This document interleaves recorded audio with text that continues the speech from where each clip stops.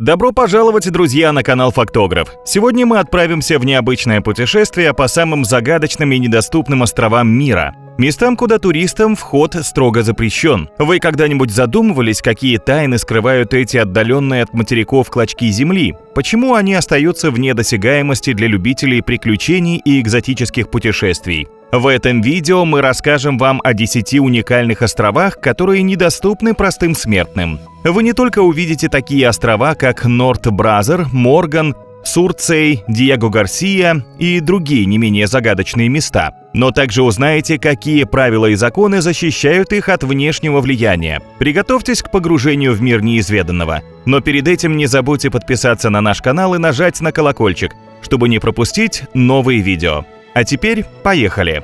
Остров Норт-Бразер, США.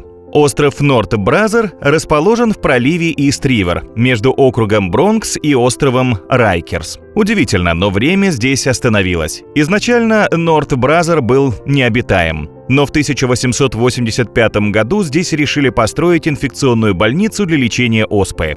Остров со всех сторон был окружен водой, так что соблюдать карантин на нем было несложно. Позже в больнице начали лечить и другие вирусные заболевания. Самой известной пациенткой лечебницы была Мэри Маллан, в народе получившая прозвище «Тифозная Мэри». Она считается первым бессимптомным носителем брюшного тифа в США. Мэри работала поваром в разных местах Нью-Йорка и заразила 47 человек своим недугом, 3 случая из которых закончились смертельным исходом.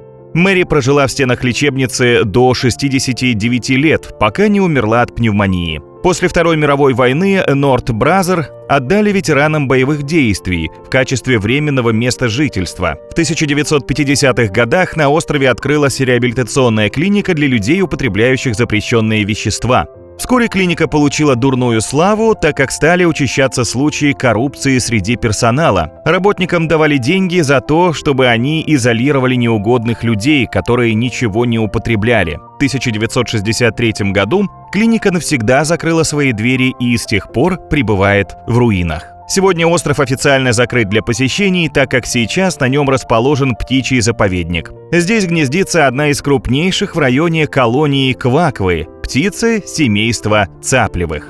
Остров Морган, США. А вы слышали об острове Морган в США? Таинственном месте, где живут только обезьяны, тысячи макак-резусов. Нет? Тогда слушайте внимательно. Остров Морган расположен в американском штате Южная Каролина. К слову, юго-восток США совсем не то место, где макаки-резусы должны жить. Родина и природный ареал обезьян находятся в Центральной, Южной и Юго-Восточной Азии. Далековато для естественной миграции. Дополняют антураж таблички, запрещающие высаживаться на остров, кормить и вообще хоть как-то взаимодействовать с животными. Так что же там происходит? Откуда азиатские обезьяны в Штатах? Макаки-резусы или бенгальские макаки – это один из самых известных и многочисленных видов мартышковых. Они оказались весьма подходящими героями для разнообразных медицинских и биологических экспериментов.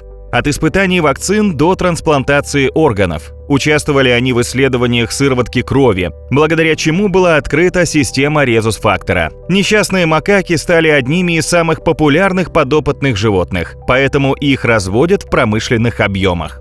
Впервые макак-резусов привезли из пуэрториканского питомника обезьян на остров Морган летом 1979 года. Сейчас на обезьяньем острове живет примерно 5000 резусов и несколько человек, что за ними ухаживают. Остров полностью закрыт для посторонних, потому что обезьяны являются частной собственностью лаборатории, да и сами животные крайне ревностно относятся к своей территории и не приветствуют чужаков. При этом они же являются расходным материалом для биологических экспериментов и играют свою немаловажную роль в фармацевтическом бизнесе. Остров Ниихау, Гавайи, США.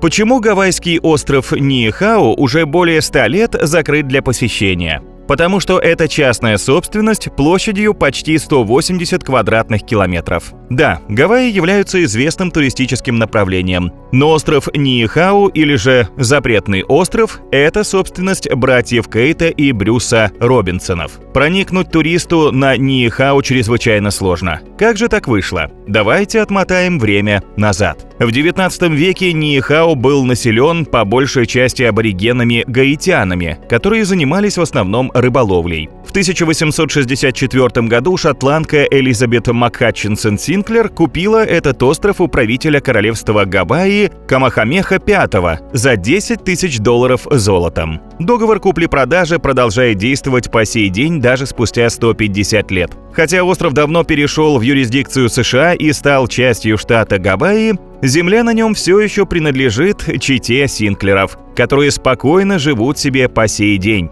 Но вернемся к сегодняшней истории Ниихау. В настоящее время здесь официально проживает около 100 человек. Его жителей ничуть не тяготит изоляция. Им-то выезжать с острова никто не запрещает. Они спокойно плавают на соседний остров Кауаи. По сути, ограничений для местного населения нет никаких, кроме одного. Им запрещено привозить на остров гостей и даже дальних родственников. Без персонального разрешения Робинсонов въезд на остров закрыт для кого бы то ни было, кроме властей, полиции и спасателей. Северный Сентинельский остров, Индия. Северный Сентинельский остров или Норт-Сентинел – один из Андаманских островов в Бенгальском заливе. Всем посторонним, как индийцам, так и иностранцам, запрещено приближаться к острову на расстоянии ближе 5 километров.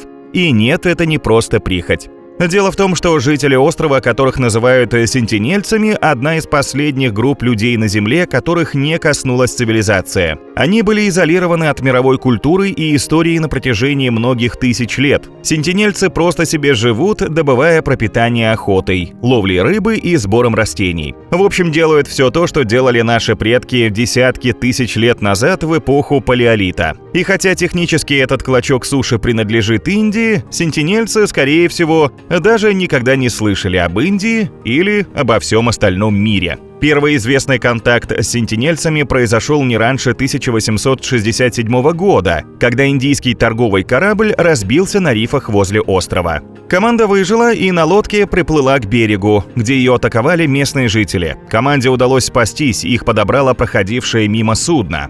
В 1974 году на остров приехала группа National Geographic для съемок документального фильма и тоже была атакована. Их осыпали градом стрел, когда корабль подошел слишком близко к берегу. В результате съемочной группе пришлось удалиться. Последний раз сентинельцы попали в заголовки международных новостей в 2018 году, когда они убили Джона Аллена Чао, 27-летнего американского миссионера, который незаконно высадился на пляже. Тело Чао не было найдено. Расследование его смерти не проводилось из-за индийского закона, запрещающего кому-либо посещать остров. Как вы уже поняли, сентинельцы агрессивные и вооруженные до зубов дикари, которые на дух не переносят чужаков. Именно поэтому вы, скорее всего, никогда не сможете ступить на этот остров. Но даже если бы у вас и была такая возможность, вряд ли вы бы захотели рискнуть ради этого своей жизнью. Кроме того, правительство Индии решило приостановить дальнейшие попытки общения, чтобы уберечь сентинельцев от внешних болезней и сохранить их образ жизни. Остров Сурцей, Исландия.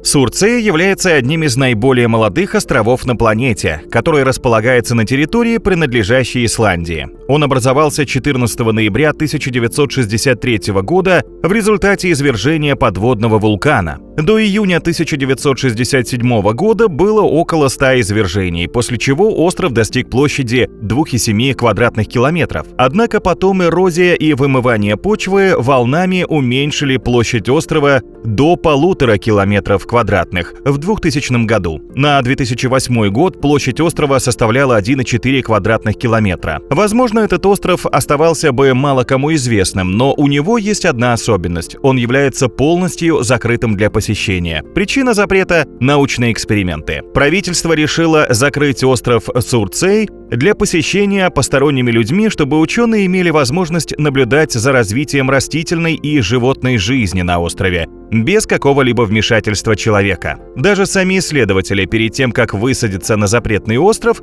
проходят специальную обработку, чтобы случайно не испортить природный ход вещей. Ученые определили, что бактерии и прочие микроорганизмы поселились на Сурцее уже в первые часы после появления острова. Затем постепенно здесь стали появляться растения. Сначала это были мхи и лишайники. Первым обнаруженным на острове цветковым растением стала морская горчица. В 1998 году был обнаружен первый кустарник, Ива филиколистная. К 2008 году на острове было найдено 69 видов растений. Помимо этого, Сурцей лежит на пути перелетов многих видов птиц. Остров посещают лебеди, дикие гуси и вороны. Разумеется, птицы приземляются здесь, удобряя бесплодные почвы острова своим пометом, что способствует распространению новых видов. Остров Кеймада-Гранди, Бразилия. Этот бразильский остров находится всего в 35 километрах от побережья штата Сан-Паулу. Его размеры сравнительно скромные. Длина составляет около 1,7 километров, а максимальная ширина 650 метров. Несмотря на близость к густонаселенным районам Бразилии, остров остается практически изолированным. Хотя, казалось бы, расположение, климат и красивые тропические леса могли способствовать тому, что Кеймада-Гранди превратился в популярный курорт. На самом деле этому благоприятствует все, кроме одного обстоятельства. Но обо всем по порядку. Когда-то, по мнению ученых, остров соединялся с материковой частью Бразилии узким перешейком. Но длительные геологические изменения привели к тому, что около 11 тысяч лет назад перешейк опустился под воду, и Кеймада-Гранди оказался полностью изолирован. Задолго до того, как это произошло, остров был заселен змеями. Да, здесь и раньше обитали змеи, но вполне обычные виды. Однако изоляция изменила все. Отсутствие естественных врагов, мягкий климат и изобилие пищи в виде перелетных птиц позволили змеиным популяциям размножаться без ограничений. В этих условиях и появился островной ботропс – вид змей, который стал символом Кеймада-Гранди и причиной его дурной славы. Копьеголовый островной ботропс обладает смертоносным ядом, который по своему химическому составу в несколько раз опаснее яда кобры. Укус ботропса вызывает мгновенное омертвение тканей, которое затем перерастает в некроз. От этого яда не существует противоядия, а смертность от укуса составляет около 7%, хотя утешительного в этой цифре мало. Пораженные области восстанавливаются очень долго. К счастью, этот вид не встречается больше нигде в мире, а остров Кеймада-Гранди закрыт для туристических посещений из-за высокой опасности. Диего Гарсия – остров в Индийском океане. Диего Гарсия – самый большой остров атолл архипелага Чагос в Индийском океане, расположенный в 1600 километрах к югу от полуострова Индостан. На первый взгляд этот остров кажется идеальным тропическим раем, словно иллюстрации каталогов турагентств. Но понежиться на белоснежном песке и броситься в объятия Индийского океана у постороннего путешественника не выйдет. Ведь остров превратили в военную базу, скрытую от глаз общественности. Данный остров принадлежит островному государству Маврикий. Впрочем, как раз на этом моменте начинается история большой несправедливости. В 1965 году власти Маврикии незаконно передали этот остров Великобритании, получив взамен 3 миллиона фунтов стерлингов. Затем британцы сдали остров США в аренду на 50 лет, то есть до 2016 года. Коренные жители острова, чагосцы, были незаконно выселены. Когда договор аренды США истек, Международный суд ООН тут же обязал Великобританию передать остров обратно государству Маврикий. Но не тут-то было. Ничего не произошло. Пока осенью 2024 года не появилась информация, что Великобритания все же согласилась передать суверенитет над архипелагом Маврикию. Однако остров будет сдан Лондону в аренду еще на 99 лет. Ради чего столько мороки? Оказывается, что остров Диего Гарсия хоть и находится под управлением Лондона, но ресурсы и большая часть персонала контролируются Соединенными Штатами Америки. Американцы еще в прошлом веке построили там военную базу, способную принимать большие корабли и бомбардировщики. По сути, остров Диего Гарсия превратили в стратегический плацдарм. Вот почему его никак не отдадут обратно Маврикию. Да и попасть туда простым людям невозможно.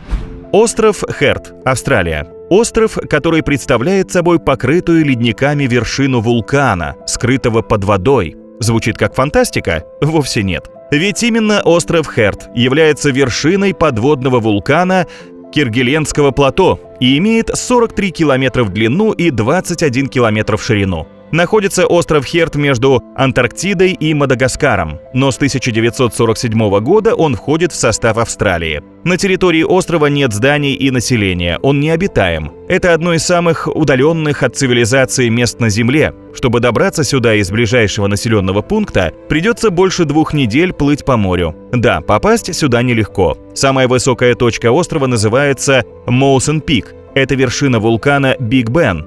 Ее высота над уровнем моря составляет 2745 метров. Это одновременно и самая высокая точка на территории, принадлежащей Австралии. О структуре гиганта мало известно, поскольку его склоны покрыты толстыми ледниками, которые эффектно смотрятся на фоне черной вулканической породы. Биг Бен считается довольно активным. Однако из-за удаленности от материка и значительной изолированности реальная съемка его извержений – большая удача. Помимо всего прочего, на острове преобладает ненастная ветреная погода. Почти каждый день идет снег или мокрый снег с дождем. В редкие ясные дни с острова видны мелкие островки, окружающие Херд. Неудивительно, что этот остров получил статус запретного для всех, кроме ученых. Все ради безопасности. Остров Хендерсон. Остров Хендерсон – это небольшой коралловый атолл, расположенный в южной части Тихого океана, приблизительно в 5000 километрах от ближайших материков. Коралловый остров с 1902 года входит в состав британской заморской территории острова Питкэрн. Он принадлежит Великобритании, но не является ее частью. С 1988 года остров Хендерсон входит в список мирового наследия ЮНЕСКО, но тем не менее до сих пор люди там не живут. Туристы также не допускаются, так как на острове обитают редкие виды птиц и уникальная растительность. Деятельность человека может привести к нарушению экосистемы и вымиранию видов. Хендерсон посещают только ученые с периодичностью в 5-10 лет. Исследования проводятся только с разрешения экологических служб с соблюдением всех правил охраны. Ведь рельеф острова труднодоступен, а отсутствие инфраструктуры делает любое пребывание опасным. Однако сегодня райский необитаемый атолл превратился в большую мусорную свалку. Мусор здесь повсюду. На золотистом песке, в прибрежном прибое, на зеленой траве. Мусора здесь столько, что он слой за слоем покрывается новыми порциями песка, скрываясь в его толще. Откуда же мусор, если там нет людей? Это объясняется неудачным расположением. Хендерсон стоит на пути океанического течения, поэтому к его берегам прибывает мусор из Южной Америки и тот, что сбрасывают с судов. Остров Павелья, Италия.